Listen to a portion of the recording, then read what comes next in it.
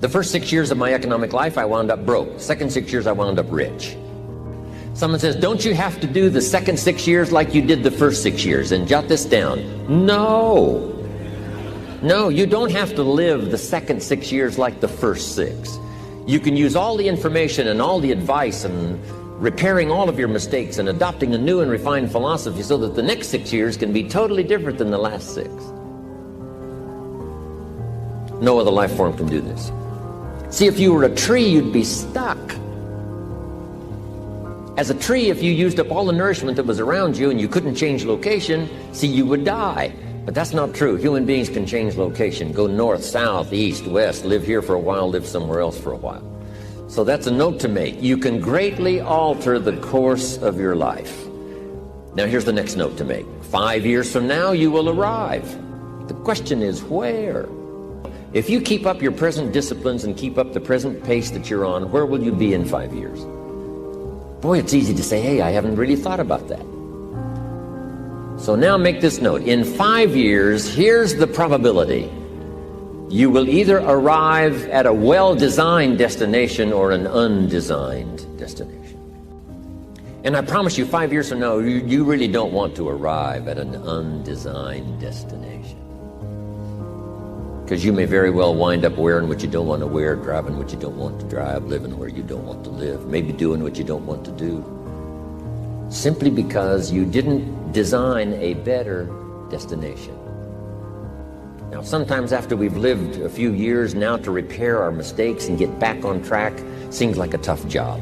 If you start early, the fortune belongs to you. If you start early. All fortunes that are available to humans, if you start early, the promise looms large and the odds are heavy in your favor. Now, yes, it's possible to do some radical things starting late and still arrive with some good treasures and some good things.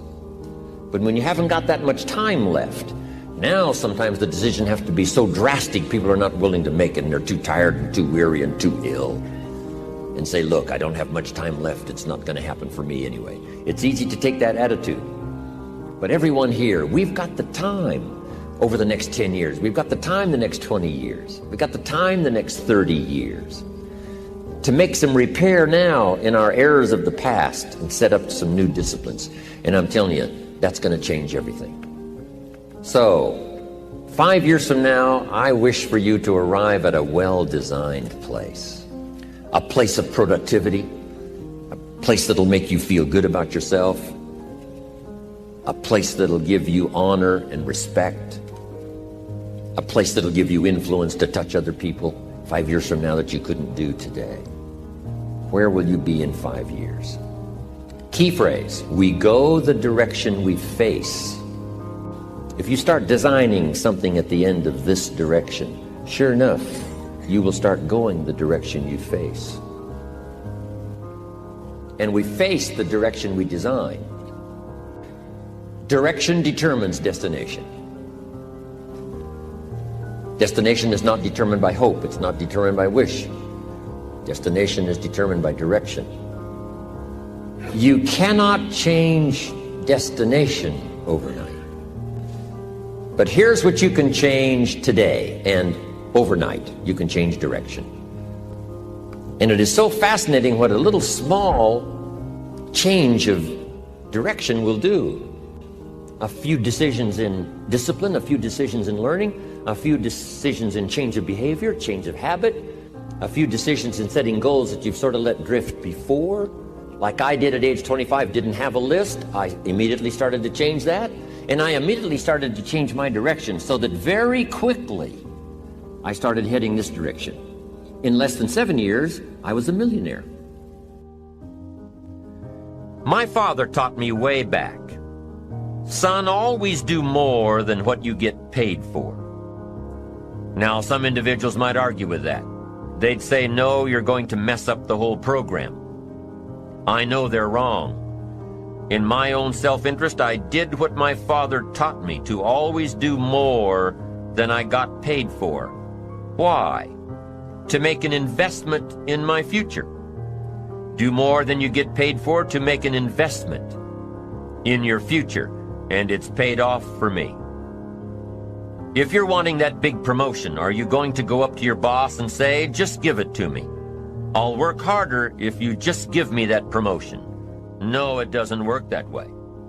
You've got to do more in your current position so that you get noticed, so you stand out from everybody else. So the boss says, hey, we've got this position opening up, and I think we should give it to Nancy. She does so much more than we expect. Just imagine what she'll do if we give her this promotion. You've got to do more than you're paid for. You've got to. It's an investment in your future. It's one thing to make a sale. I'm telling you, if you make a sale, you'll make a living. All of us have found ways to make a living. What got interesting for me early on was to figure out ways to make a fortune. You'd say, well, Mr. Rohn, how would I deserve to make a fortune? It's easy. Render fortunes of service. People will do things you cannot believe for people who give them good service. Here's one of the greatest gifts you can give anybody, the gift of attention. In return, they will do extraordinary things for your career, take you by the hand, and lead you to more people than you could meet by yourself. Always do more than you get paid for. Life responds to deserve, not need. Life was not designed to give us what we need. Life was designed to give us what we deserve. Once you understand that little life principle in your own self-interest, I'm telling you, it's life-changing. The ancient law does not go like this. If you need, you will reap. No, it doesn't work that way. A lot of people out there are hoping it works that way, but no, it doesn't. The ancient law goes like this. If you plant, you will reap. If you sow, you will reap. Somebody says, well, I really need to reap. Well, then you really need to plant in your own self-interest. Your own self-interest needs to be educated in how to plant, how to do it so everybody wins, because life doesn't respond to need. You can't go to the soil and say, I need a crop. The soil just smiles at you. And here's what the soil says. Don't bring me your need, bring me some seed. Bring me some effort. Bring me some discipline. Bring me some interest. Bring me some service. Bring me these things, and I'll return to you multiplied by 2 times, 5 times, 10 times. You can't come with need. You've got to come with seed. You've got to come with willingness. You've got to come with skills. You've got to be willing to learn, willing to change, willing to grow, willing to put yourself out, willing to stand up to the bad weather, willing to pull out the weeds, willing to nurture. That's the only way you get a return. Once you understand these principles, self-interest now truly becomes an exciting challenge, making sure everybody wins. Enlightened self-interest makes sure that everybody wins. Let me give you a good philosophical phrase. All values must be won by contest. All values must be won by contest. And after they've been won, they must be defended. You say, wow, you've put a pretty heavy task on us. That's what life is all about, a pretty heavy challenge. We don't give large trophies for small effort. If you want to win high health, if you want to win high wealth, if you want to extend a long reach in touching people's lives, you got to engage in some of these extra powerful disciplines.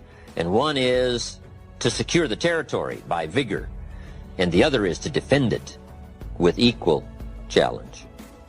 Attack. Procrastination. Here's another good one, blame. I engaged in this the big share of my life until I met Mr. Show. I used to blame my negative relatives. I used to blame the government. I used to blame taxes. I used to blame prices. I said, it costs too much. Show said, no, let's cover the real problem. You can't afford it. I never looked at it like that before. Schoaf said, sir, you must intellectually understand it's not it that's your problem. It's you that's your problem. It's not out there that's the problem. Out there is like it's been for 6,000 years. You can't cure that. But what you can cure is errors in judgment, errors in attitude, errors in activity, errors in judging results. I found that the errors were within. But see, he had to go after me on that point. Here's the next one. Excuses. Wow. We've got a million. I'm too short. I'm too tall. I'm too old. I'm too young. I don't have the money. I don't have the experience. On and on and on with the excuses. Learning to attack. Very important. Procrastination. That's a good one, front and center. We've got to attack procrastination because it's so insidious. It eats up such large chunks of your life and leaves you in a small corner. Putting it off. Delaying. Letting it slide. Now, I'm one of the best to attack procrastination because I confess to being one of the all-time great procrastinators. I've done a lot of things, but I've put a lot of things off.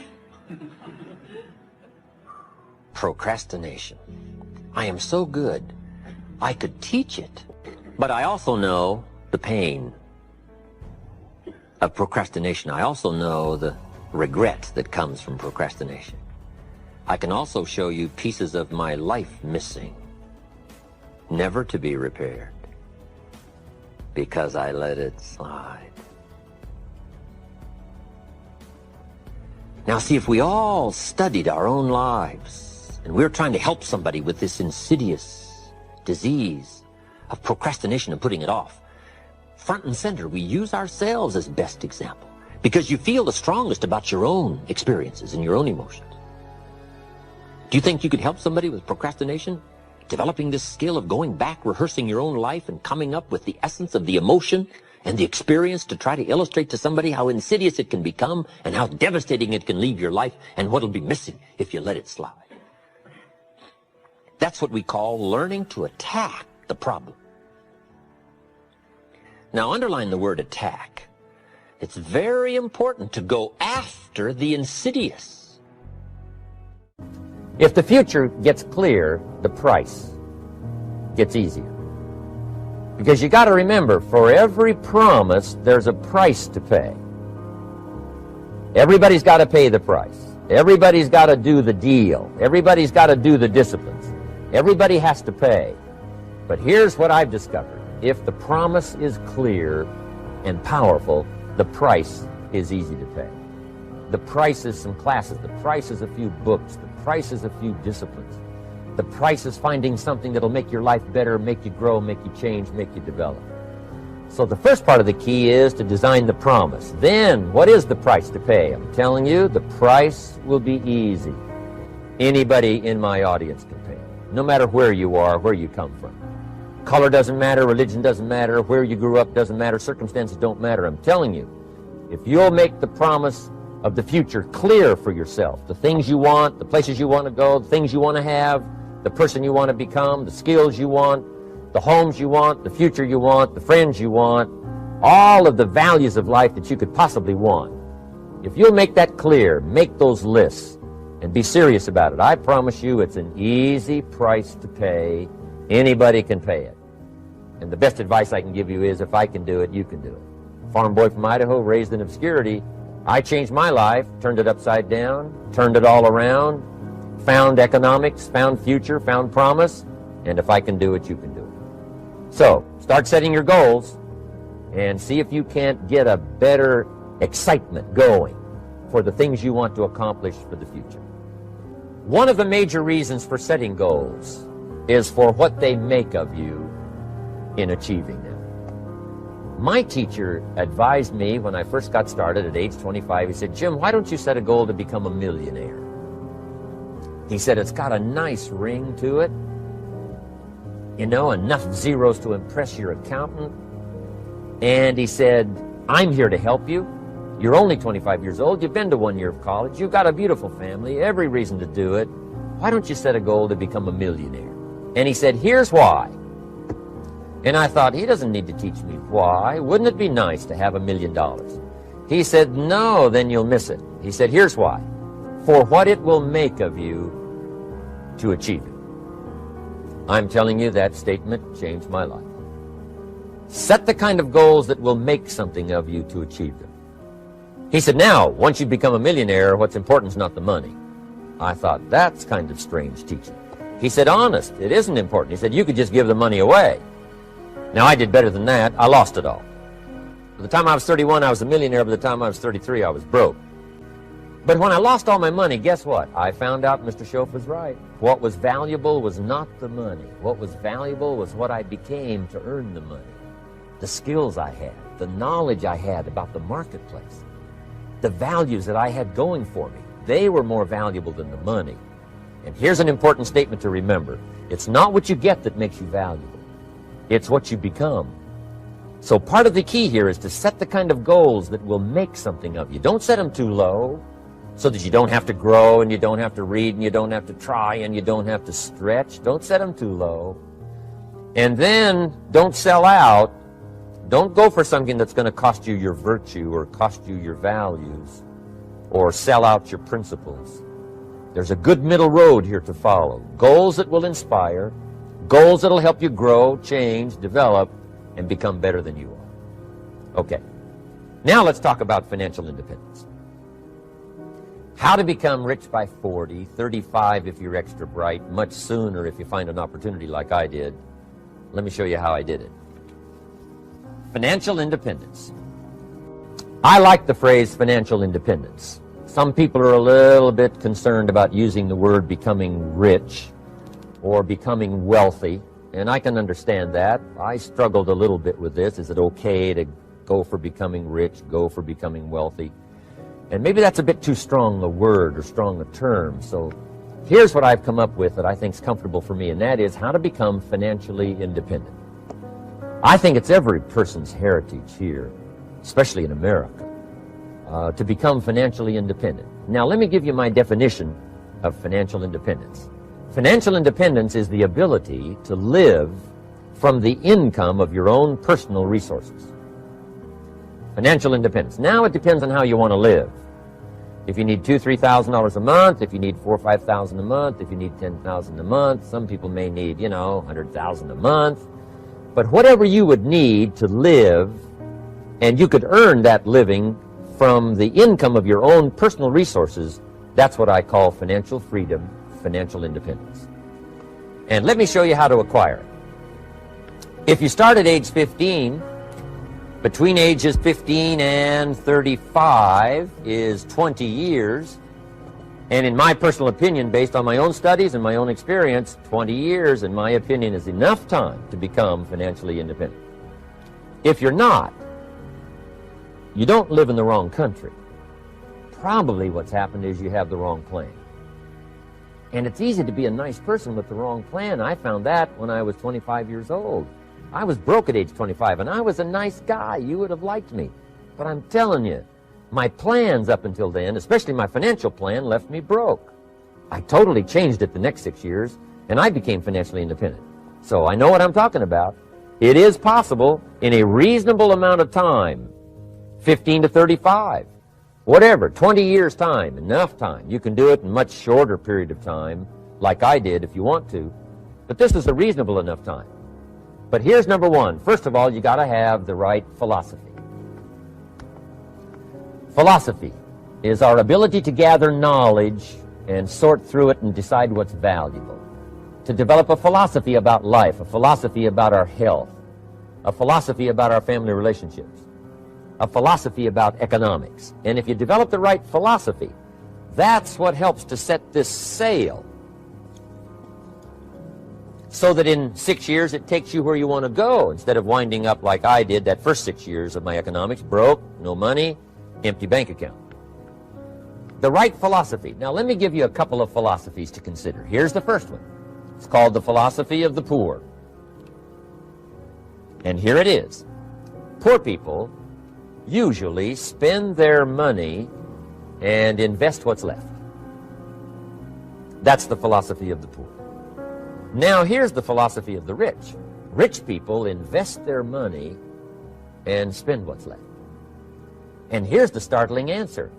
It really doesn't matter what the amount is. What's most important is not the amount. What's really important is the philosophy. So I would ask you to adopt this philosophy of spending after you have invested. Invest first, then spend. And I've got a little formula that I'm going to share with you. Now, what should a child do with $1? I mean, there's a lot of debate going on, I'm sure, across the country on what a child should do with $1. Here's one opinion. It's only a child and it's only $1. What difference does it make? Well, in my opinion, it makes all the difference in the world. A person's economic future starts with a child with $1. Somebody says, oh, no, you're only young once. Let him spend it all. Well, when would you hope that would stop? Somebody says, well, wait till he's 50 and broke like me, and then he'll learn. Well, no, we don't want to wait that long. If I would have known earlier than age 25, I would have changed. In high school, if they would have had classes called Wealth 1, Wealth 2, I'd have taken both classes. I would not have waited until age 25. So, the earlier the better. So, what should a child do with $1? Here's the simple premise to begin with. Don't spend it all. And if a child wants to spend the whole $1, you got to say, hey, don't spend it all. Don't spend it all. They'll say, why not? It's my $1. I earned it. You say, I know you earned it, but don't spend it all. They'll still say, why not? Say, let me show you why not. So you put them in your car, take them to the other side of town, and show them where people live that spend the whole $1. Just drive them around. Kids learn best by visual. Just drive around and say, would you like to live here? Kid says, no. Would you like to live like these people live? Kid says, no, no. Then you can't spend the whole $1. So, kids will get the message. So, take them to the other side of town, show them around, unless you already live there, and then just show them around. Anyway, don't spend the whole $1. Now, let me give you my best view of what to do with $1. And I promise you, if you started at age 15, now if you're over 15, right, you've still got plenty of time. You still got 20 years. If you're 30, you still got 20 years. I mean, you still got plenty of time to start what I'm about to share with you. What to do with $1. Here's my first bit of advice. Never spend more than 70 cents. Never spend more than 70 cents. Now, you got to pick some number, and the number you pick is going to be determined by your philosophy. It's going to be determined by what you've been taught or your experience teaching yourself. When I first met my teacher, Mr. Schoaf, I was at about 110% of each $1. I'm down at budget finance, hawking my furniture and my car one more time. And then I learned a whole better formula for financial independence. Number one, don't spend more than 70 cents. Now, kids say to me, well, okay, what do I do with the other 30 cents? And here's what I teach them. 10 cents for charity. Charity or church, or helping people that can't help themselves. 10 cents to support worthy projects. Projects that you feel good about. 10 cents out of every $1. It's called being generous with part of what you've taken out of society. Now, in my opinion, nothing teaches us character better than generosity. No class, no teacher, no book teaches character better than generosity. And the best time to start is when the amounts are small. And I know if kids learn these lessons well, they'll give a dime out of $1, help people that can't help themselves, support worthy projects. Or if you belong to a church, they teach tithe, piece of. That's very important. Now, because when the amounts get larger, sometimes it's a little more difficult. Giving 100,000 out of $1 million, someone says, oh, if I had $1 million, I'd give 100,000. I'm not sure. That's a lot of money. So the time to start is when the amounts are small. 10 cents out of $1. Okay, next 10 cents I call active capital. Active capital means do something to make a profit. Active capital. Set aside a portion of your income Wages are okay, but I'm telling you, wages will make you a living. Profits will make you a fortune. So set aside part of your income as capital, called active capital. Any kind of project you can possibly think of, you can possibly come up with. I'm going to write a new book, I think, for kids. I think the title is going to be, Of Course Kids Should Pay Taxes. It's kind of an interesting title. In California, kids do pay taxes.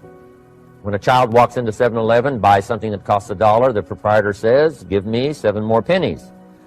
And the child says, hey, what's these 7 pennies for? And the proprietor says, that's the taxes. Kid says, well, hey, I'm only 8 years old. Proprietor says, congratulations, you're my youngest taxpayer. Give me the money. So in California, where I live, kids do pay taxes. Big question is, should they? And my book will answer that question. Of course, kids should pay taxes. Nothing is for free. If you want to ride your bicycle on the sidewalk instead of in the mud, you got to pay the 7 pennies.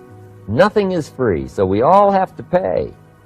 So, 10 cents out of your living, out of the money you earn, set aside for capital. Capital to try your best to show a profit.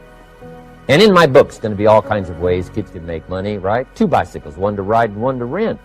I mean, you know, it doesn't take long to figure out some enterprise that'll start making a profit. Then you must jot this down if you're taking notes. Profits are better than wages.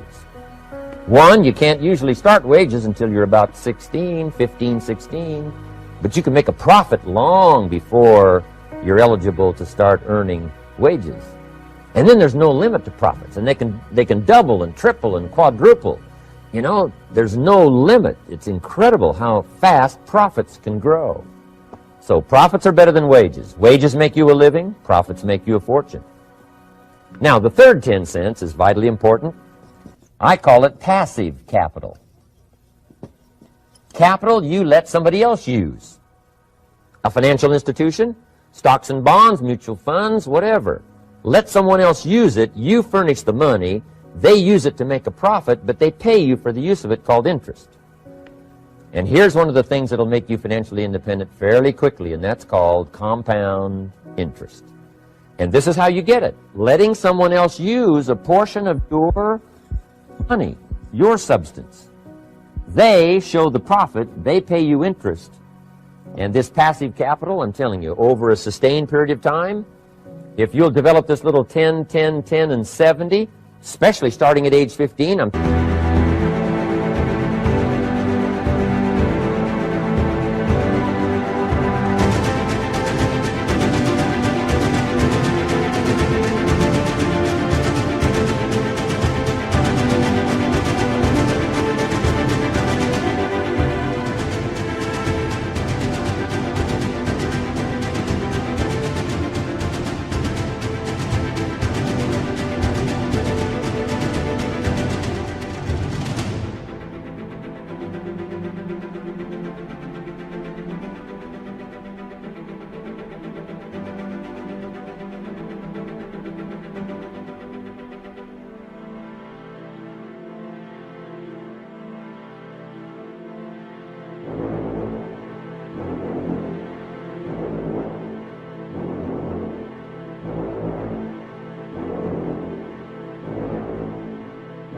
telling you, by the time you're 35, you will be financially independent.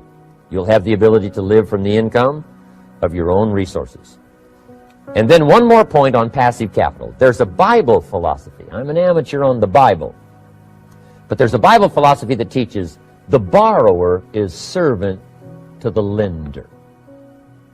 And if you want to be in a powerful position as you grow older, finally when you become mature, maybe have your own business, things have worked out for you for the future, the position you always want to be in is the power position. And that's called the lender. The lender is the power position. So if kids learn early enough, and then you ask them what they'd like to be when they grow up, I'm telling you, once they understand, they'll say, well, one of the things I want to be is one of those lenders. That's the power position, not the spender. No, you'll be pitied the rest of your life if you just become a spender. You got to become a lender. And I think this is the one formulas to follow. 10 cents out of every dollar. Let someone else use it. Be the lender, power position. Then try to show a profit.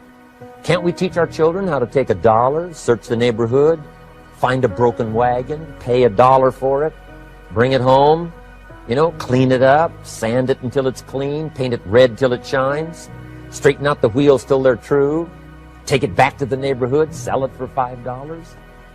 Anybody can do that. Now, does the child deserve $4 profit? And the answer is yes. Society now has a mended wagon. And that's what America's all about. Finding something, touching it, making it better, making a profit, taking part of your resources, helping people who can't help themselves. Let someone else use it to make a profit. Some projects require more capital than one person has.